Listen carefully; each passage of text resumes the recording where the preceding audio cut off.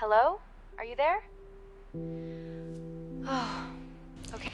ကိုက line ပေါ်မှာစကားပြောနေနဲ့ဒါမှမဟုတ်ရင် Zoom နဲ့စာသင်နေနဲ့တစ်ဖက်လူရဲ့အတန်ကိုတတိချမကြားတော့တာဒါမှမဟုတ်အတန်ကပြတ်တောက်ဖြစ်သွားတာမျိုးခါကြရင် English လို့ဘယ်လိုပြောမလဲ Hello, welcome back to YOSS. My name is Honey. ပထမဦးဆုံးအနေနဲ့တခြားတစ်ဖက်ရဲ့အတန်ကတိုးနေတယ်ဆိုရင် Your voice is low. Your voice is low. နေ့ရဲ့အတန်ကတိုးနေတယ် Your voice is low. ဒါမှမဟုတ်ရင်အတန်ကပြတ်တောက်ဖြစ်နေတယ်ဆိုရင် You're breaking up. You're breaking up.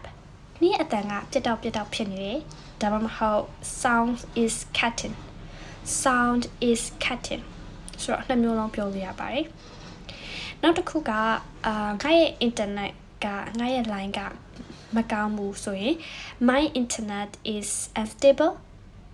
My internet is unstable. ဒါမှမဟုတ်ရင် My internet is bad. My internet is bad. ကိုကတခြားသူကိုပြန်ပြောစီချင်တယ်ဆိုရင် Say again please.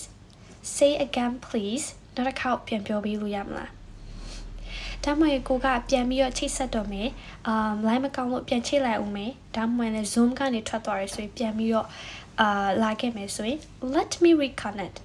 Let me reconnect ဒီလိုပြောလို့ရပါတယ် Thank you for watching. See you next video. Bye.